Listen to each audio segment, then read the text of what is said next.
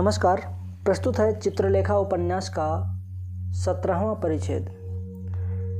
प्रातःकाल चित्रलेखा जब उठी, उसने देखा कि नित्य के नियम के प्रतिकूल कुमारगिरी सो रहे थे। वह बाहर आई। उस समय उसके सिर में दर्द हो रहा था। उसका सारा शरीर जल रहा था। रात भर उसने बुरे बुरे स्वप्न देखे थे। उसका हृदय धड़क रहा था। उस समय सूर्योदय हो रहा था। कलरव के स्वर उस प्रातःकालीन समीर में गूंज रहे थे, जिसकी चाल नव विकसित कलिकाओं के सौरभ भार से मंद पड़ गई थी। चित्रलेखा बाहर आकर खड़ी हो गई थी। विशाल देव बाहर ही वट वृक्ष के नीचे बैठा हुआ आराधना में व्यस्त था।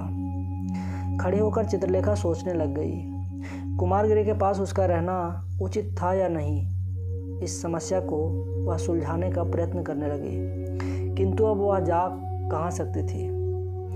किस मुख को लेकर वह बीजगुप्त के पास जाएगी, और क्या बीजगुप्त उसको स्वीकार भी कर लेगा। इन प्रश्नों का उत्तर दे सकने में वह असमर्थ थी।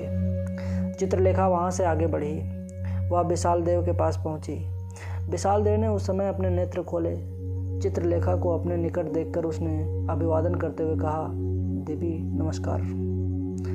चित्रलेखा के मस्तिष्क में एक विचार एकाएक उठ खड़ा हुआ। नमस्कार, इतना कहकर वह वहाँ रुक गई। चित्रलेखा को आज अपने पास आते देखकर विशाल देव को आश्चर्य हुआ।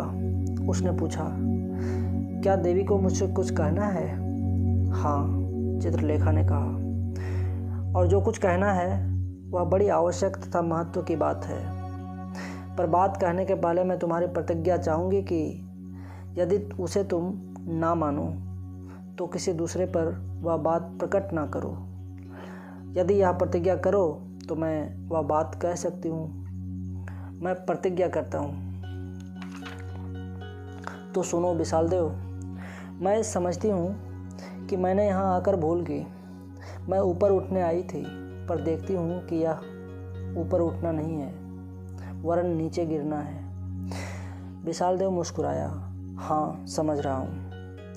विशाल देव की मुस्कुराहट में छिपे हुए व्यंग्य को चित्रलेखा ने पूर्ण रूप से देख लिया। वह तिलमिला उठी। तुम हंसते हो क्योंकि तुम मेरी बातों पर विश्वास नहीं करते। ठीक है, तुमने उस रात को कुमारगिरी को मेरे साथ देखा था, तो फिर तुमसे स्पष्ट ही कर दूं, जिस काम के लिए मैं यहाँ आई थी वह नहीं कर सकती। यहाँ आने पर जब मैंने अपने को देखा तो मुझे मालूम हुआ कि मैंने भूल की। मैंने यहाँ आकर अपने को गिराया है। अधिक गिरने के लिए मैं तैयार नहीं। साथ ही मैं कुमारगिरी को भी गिरा रही हूँ, और यह एक महान पाप है। बोलो, इस पाप से छुटकारा पाने के लिए तुम मेरी सहायता कर सकोगे? इस काम के लिए मैं प्रस्तुत हूँ। विशाल देव, तुम आर्य बीजगुप्त का भवन जानते हो? हाँ, उसके भवन में श्वेतांक नाम का एक नवयुवक है।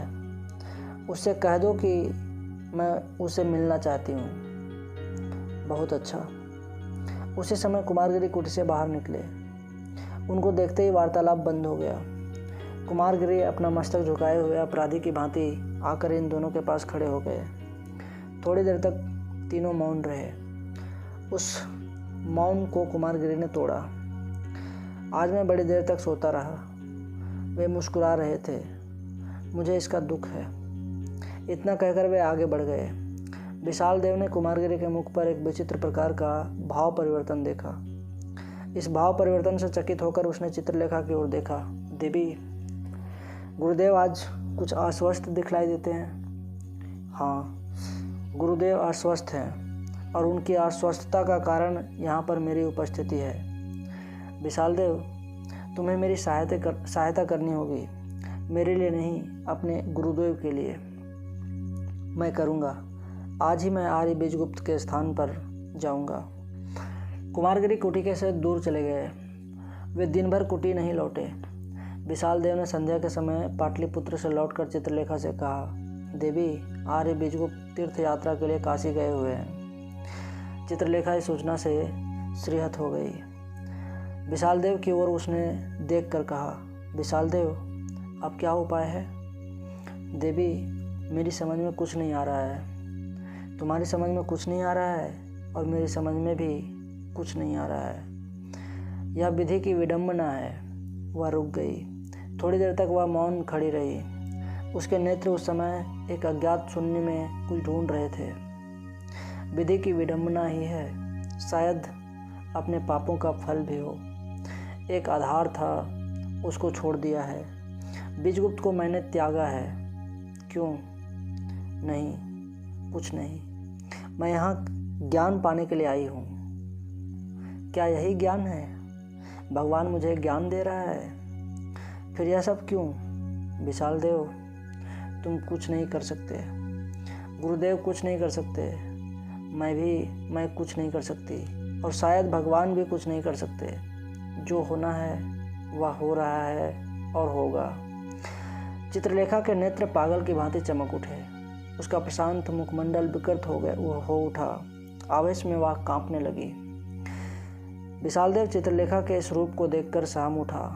देवी, क्या तुम अपने गत जीवन को फिर से नहीं अपना सकती? चित्रलेखा हंस पड़ी। गत जीवन को फिर नहीं अपना सकती? कैसी मूर्खता की बात कर रहे हो?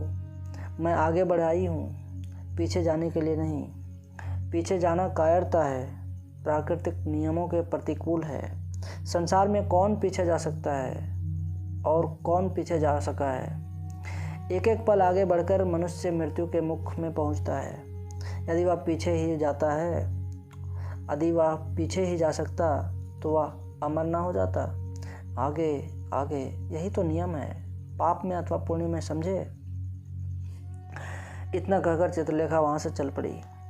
विशालदेव अपने सामने से जाती हुई प्रतिमा को देखता ही रह गया। चित्रलेखा आगे बढ़ी। लता कुंज में बैठे हुए कुमारगिरी को उसने देखा। वह उस ओर बढ़ी। कुमारगिरी चित्रलेखा को देखकर उठ खड़े हुए। चित्रलेखा ने पूछा, आज दिन भर गुरुदेव कुटी की ओर नहीं गए? नहीं गया। ठीक कहती हूँ नर्तकी, कुटी में जाना उफ बड़ा भयानक है। हाँ है। फिर इसका कुछ उपाय है? उपाय? केवल एक उपाय है नर्तकी। उस उपाय को तुम जानती हो। मैं साकार की पूजा पर विश्वास करने लग गया हूँ, पर बिना तुम्हारी सहायता को साकार की उपासना असंभव है।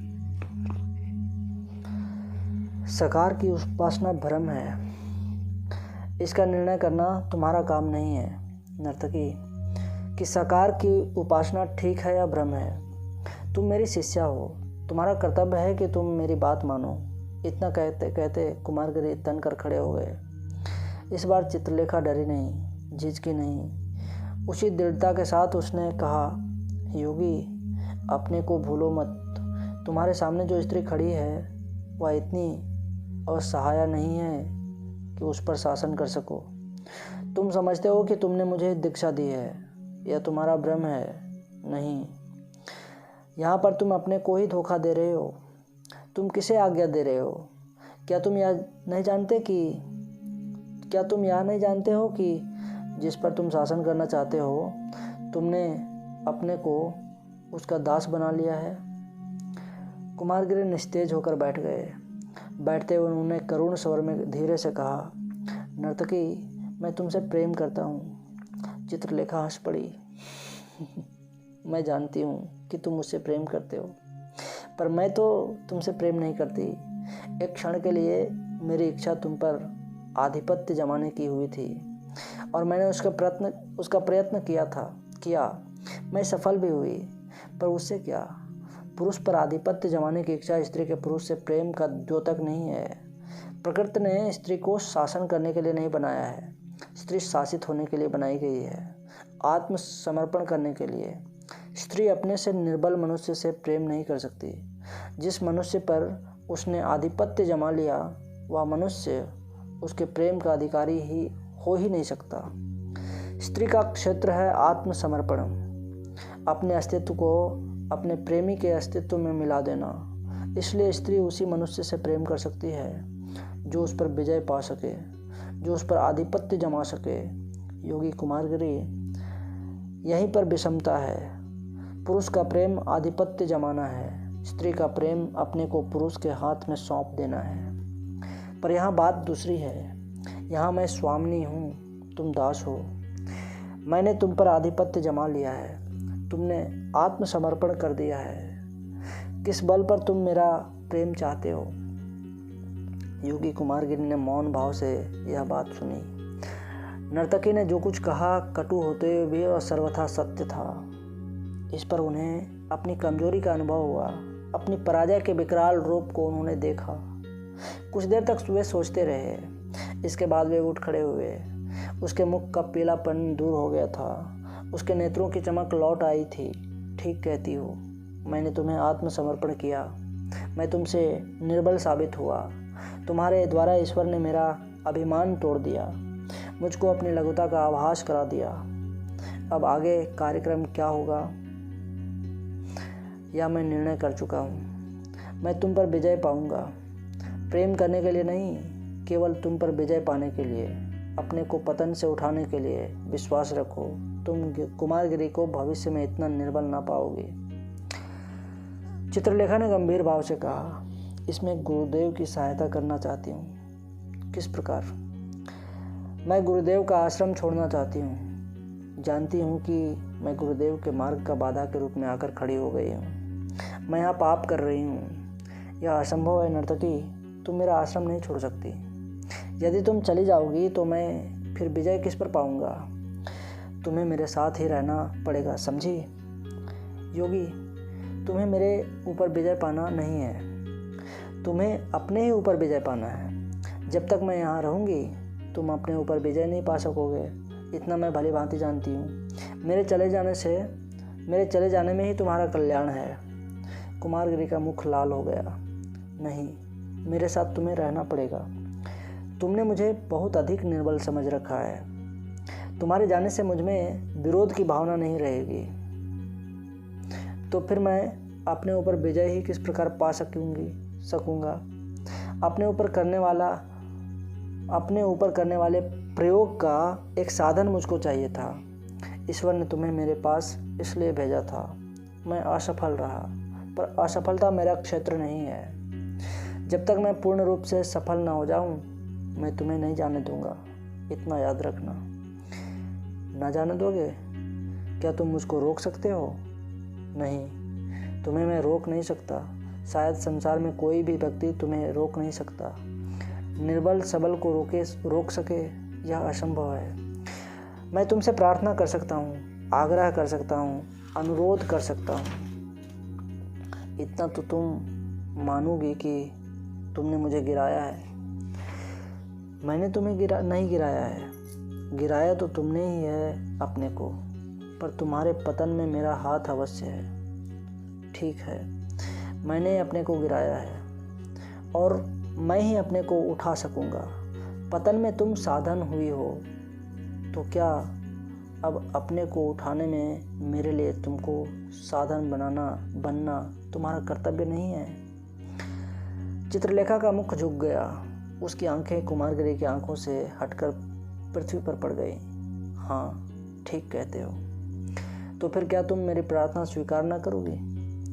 क्या कुछ दिन तुम मेरे साथ मुझे अपनी साधना पूरी कर लेने के लिए ना रुक सकोगी? चित्रलेखा थोड़ी देर तक मौन रही। धीरे से उसने पूछा, योगी, कितनी अवधि चाहते हो? अवधि?